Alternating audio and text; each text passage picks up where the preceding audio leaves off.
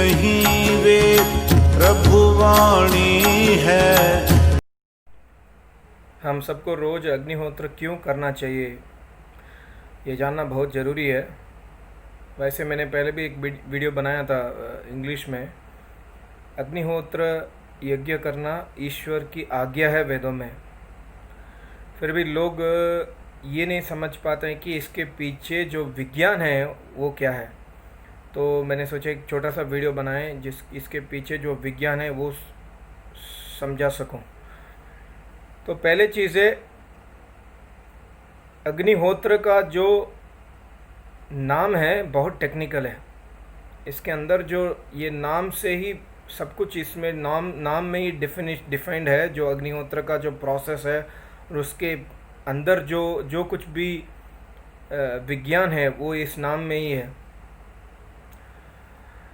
तो अग्निहोत्र का अर्थ है, जहाँ पर होत्र का अर्थ है कि लेन देन या आदान प्रदान कह सकते हैं, कि जो हम अग्नि में अग्नि का आदान प्रदान हो रहा है, अग्नि का भी हो रहा है, अग्नि में जो पदार्थ डाल रहे हैं उसका भी हो रहा है, हवन कुंड में जो पदार्थ हैं अंदर सामग्री है, घी है, समिधा है और भी कुछ हव्य पदार्थ हैं, इसका आदान प्रदान अग्नि में हो रहा है।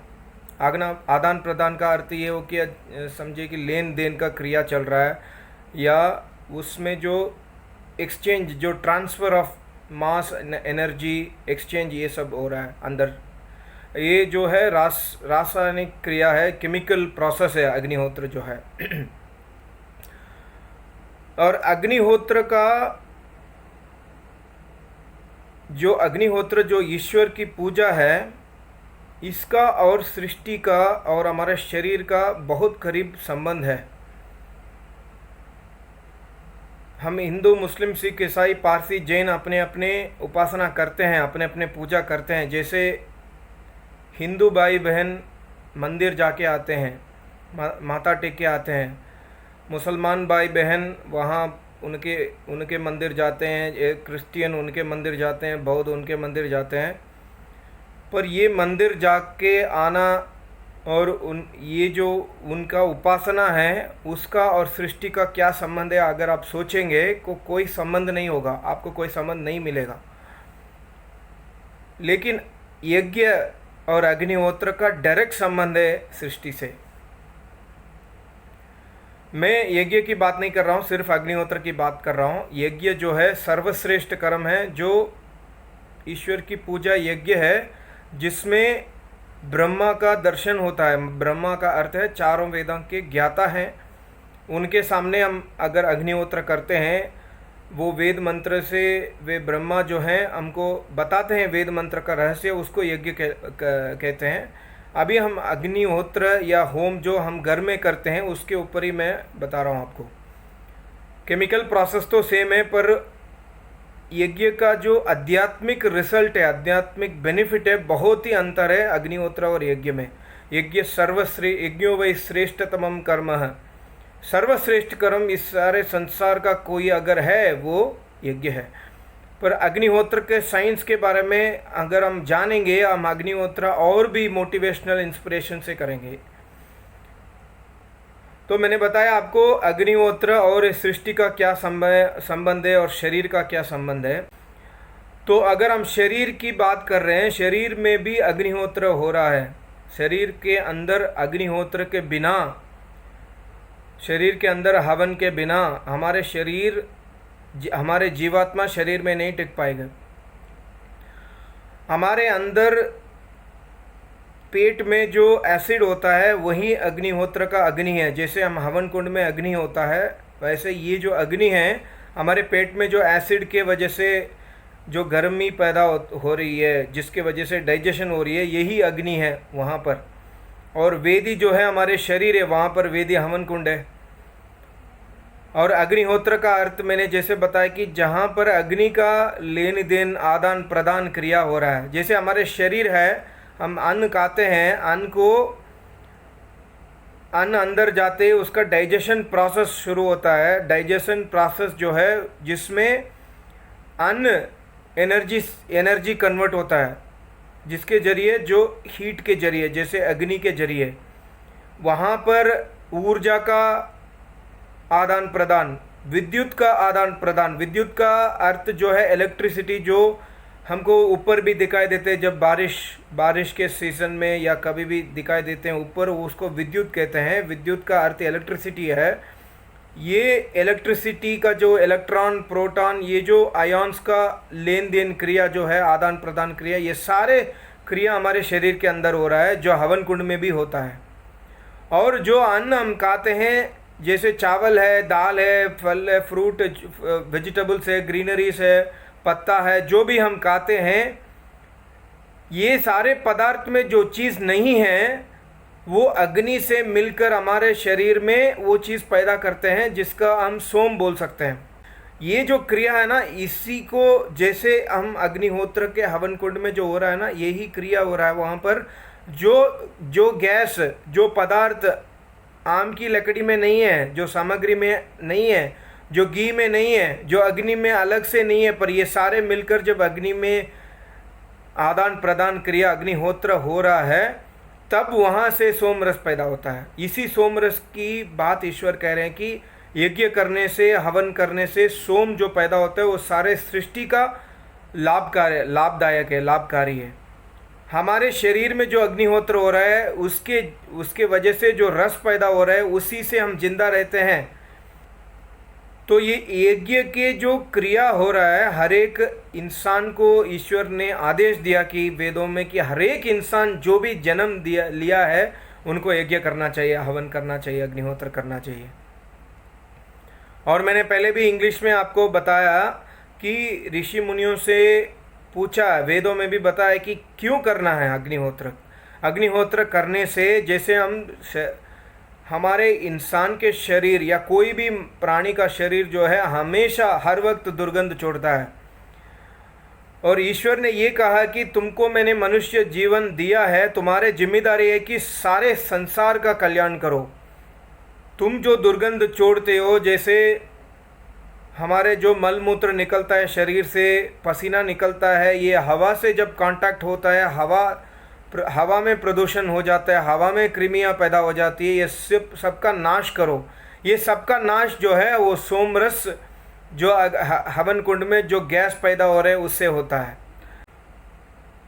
तो हम जिंदा रहते हैं अग्निहोत्र से, जो हमारे पेट के अंदर हो रहा है। ऐसा ही ईश्वर की उपासना जो हम अग्निहोत्र रोज करते हैं, ऐसा ही हम समझना है हमको कि इससे हम हमारे सारे संसार, इससे कुशल मंगल रह सकते हैं। और भी आगे की बात करें तो ये जो लेन देन की क्रिया चल रही है अग्निहोत्र में, अग्नि का लेन देन, एनर्जी ट्रांसफ़र, ऊष्मा का, ऊर्जा का जो ट्रांसफ़र हो रहा है, इसी ट्रांसफ़र प्रोसेस से ही ये सारे संसार का कर्म चलता है। संसार में कोई भी ऐसा प्रोसेस नहीं है, कोई भी, जैसे मैं बात कर रहा हूँ आपसे, मेरे शरीर में असंख्य केमिकल प्रोसेस हो रहा है, जिसमें अग्नि का आदान प्रदान, मतलब एनर्जी का ट्रांसफ़र हो रहा है, आयॉन्स का मूवमेंट हो रहा है, इलेक्ट्रॉन प्रोटॉन का रिएक्शन हो रहा है। मैं बोल भी नहीं रहा हूँ, जैसे बैठ के मैं सोच रहा हूँ तब भी ये प्रोसेस चलता रहता है। मेरा श्वास जब तक अंदर है, मेरे प्राण है, मैं जिंदा हूँ, ये प्रोसेस चलता रहेगा। मतलब इस संसार के कोई भी प्रोसेस जो है अग्नि का आदान प्रदान के बिना नहीं हो सकता है। और हम अग्निहोत्र से सबसे इम्पॉर्टेंट बात कैरेक्टर के लिए ये सीखना है कि इस संसार में तुम तब लो जब तुम देने के तैयार हो, देने के काबिल हो। आहुति देने के काबिल जब हो, उसमें खुशबू लेने का काबिल हो, काबिल नहीं हो, उसके खुशबू लेने का अधिकारी बनो। हमारे पॉलिटिक्स ले लें, घर में भी ले लें, कोई भी कहीं भी कंपनी में ले लें, ऑफिस में, बिजनेस में, इंसान के बीच में जब हम इंटरेक्शन करते हैं, जब भी कोई आदमी देने के लिए तैयार रहता है, वहाँ पर विनम्रता, वहाँ पर प्यार, वहाँ पर प्रेम, वहाँ पर सब कुछ कुशल मंगल होता है। और जहाँ पर इंसान लेने के लिए, देने के लिए नहीं है, लेने के लिए तैयार रहता है, वहाँ पर अहंकार, वहाँ पर झगड़ा, वहाँ पर मारपीट, वहाँ पर सब कुछ आ जाता है। ये अग्निहोत्र हमको ये सिखाती है कि पहला दे दो, उसके बाद ले लो। लेने का भी तुमको जरूरी नहीं है, देने का तुम जरूरी है। लेना अपने आप तेरे पास आ जाएगा, जो चीज़ लेना है अपने आप तेरे पास पहुंच जाएगा। ये भी जो कैरेक्टर, ये जो प्रिंसिपल है, हमको अग्निहोत्र से सीखना बहुत ही ज़रूरी है। और इस भावना से हम, ईश्वर भी कह रहे कि ये मेरे सृष्टि है, मेरे संसार है, यहाँ पर तुम रहते हो, मेरे नियम के अनुसार रहो। पहले देने के लिए देना सीखो, उसके बाद लेना सीखो। तो ये लेन देन का क्रिया जो है अग्नि में भी नहीं हो रहा है, हमारे ज़िंदगी में भी हो रहा है। ये सीखना है अग्निहोत्र से। और अग्निहोत्र से हमको ये भी सीखना है पार्शियलिटी नहीं है। जैसे समझे मेरे पास एक लड्डू है, 4 आदमी को मेरे को देना है उसको, कि मैं जब कट करूँगा मेरा नियत ठीक है, मैं डिवाइड बाई 4 करने का मेरा नियत होगा, पर कटिंग में कर थोड़ा ज़्यादा कम हो जाएगा। पर वही लड्डू को मैं आहुति देता हूँ, उसका खुशबू हर आदमी को इक्वल जाता है। मैं नाक बंद कर लूँ तो वो अलग बात है, अन्यथा हर आदमी को वो इक्वल जाता है। ये हमको सिखाती है कि अग्नि हमको सिखा रही है कि पार्शियल मत रहो, इम्पार्शियल रहो। ईश्वर के गुण कर्म स्वभाव में ईश्वर इम्पार्शियल है, ईश्वर न्यायकारी है। जो कर्म हम करते हैं उसका टिक टिक उनको कर्म का फल देना होगा, वो देते हैं। तो ये इम्पार्शियलिटी भी हम अग्निहोत्र से सीखना होगा। और इससे आगे सबसे उत्तम जो है ईश्वर की उपासना, स्तुति, प्रार्थना है। अग्निहोत्र में जो मंत्र का हम उच्चारण कर रहे हैं, हम जो क्रिया कर रहे हैं उसी को वो मंत्र बताते हैं कि ये क्रिया करने से घृतम तीव्रम जुहोतना, ऐसा मंत्र आता है कि ऐसा कर्म करो, ऐसा कर्म करो, ऐसा कर्म करो, ऐसा ईश्वर के उपासना करो, ईश्वर के लिए आहुति दे दो। देख लीजिए, इसमें भी है इदन नमम, तुम्हारा नहीं है, पहला तुम देने का काबिल, तुम्हारा है ही नहीं है। हवन कुंड भी तुम्हारा नहीं है, धन भी तुम्हारा नहीं है, शरीर भी तुम्हारा नहीं है। ईश्वर ने तुमको कर्म के अनुसार दिया है, तो इदन नमम करके हमको जीना होगा। यही इदन नमम मंत्र हम बोलते हैं अग्निहोत्र में। तो अग्निहोत्र जो है संपूर्ण वैज्ञानिक प्रोसेस है, जिसमें केमिस्ट्री, फिजिक्स, मैटर का जो भी तत्व हम पढ़ते हैं स्कूलों में, उससे कई गुना ज़्यादा उसमें प्रोसेस है। और उसमें रहस्य जो है, जो वैज्ञानिक अपने इंस्ट्रूमेंट से नहीं पता कर सकते हैं। जैसे हमारे शरीर में जो डाइजेशन हो रहा है, देखिए एसिड जो है हमारे शरीर के अंदर, एग्जाम्पल मैं कह रहा हूँ, वो एसिड को अगर हम लोहे में डालेंगे वो लोहे पिघल जाएगा, पर हमारे पेट के अंदर वो एसिड कुछ नहीं कर पा रहा है, क्योंकि ईश्वर की रचना ऐसा है। तो हमारे शरीर में जो सोम रस पैदा हो रहा है अन्न खाने से, वो रस जो है कोई भी लैब में नहीं पैदा कर सकता है। वो रस जो है ऐसा जो है, वो रस जो है हमको रक्त बनाता है, उसी रस से वही रक्त हमको वीर्य बनाते हैं, वो ही वीर्य हमको वास्तव में कोई भी बीमारी ना आने से बचाती है। तो बहुत ज़्यादा इसके अंदर, अग्निहोत्र के अंदर बहुत सारे, जैसे हमारे शरीर में भी अग्निहोत्र जो हो रहा है उसमें बहुत सीक्रेट है, वही सीक्रेट जो हम हवन कुंड में कर रहे हैं अग्निहोत्र। और लास्ट में आपको ये भी बता दें कि ईश्वर ने खुद कहा कि मैं यज्ञ के देने वाला हूँ, और ये सारे संसार यज्ञ के प्रोसेस में चल रहा है। ये सारे संसार अग्निहोत्र के प्रोसेस में चल रहा है। सूर्य में भी अग्निहोत्र हो रहा है, चंद्रमा भी अग्निहोत्र हो रहा है, पृथ्वी भी अग्निहोत्र हो रहा है। अग्निहोत्र के कॉन्सेप्ट के बिना, मतलब जो आदान प्रदान अग्नि का, हीट ट्रांसफ़र, एनर्जी ट्रांसफ़र के बिना कोई भी कार्य इस संसार का नहीं चल सकता है। इसी कॉन्सेप्ट से ईश्वर ये संसार भी बनाते हैं।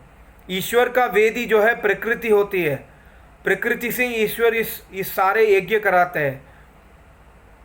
ईश्वर का नाम अग्नि है, और अग्निहोत्र में जो हम अग्नि जो है वो भौतिक अग्नि, पर ईश्वर का नाम भी अग्नि है। देख लीजिए कितना कनेक्शन है अग्निहोत्र और ईश्वर की सृष्टि की रचना और हमारे शरीर की रचना, हमारे शरीर की कार्य करने में बहुत ज़्यादा इसमें सिमिलैरिटीज़ है।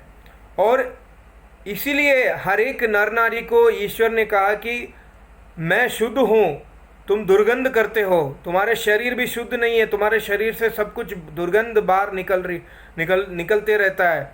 इसको साफ करने के लिए अग्निहोत्र करो। जब एक अग्निहोत्र हर इंसान, हर परिवार हमारे देश में करने लगते हैं कि सारे संसार शुद्ध हो जाएंगे। और जैसे ही हम शुद्ध हो जाते हैं, तन से भी मन से भी हमको गुरु की कृपा से ईश्वर की प्राप्ति नज़दीक होगा और एक जन्म में हमको ईश्वर की प्राप्ति हो ही जाएगी।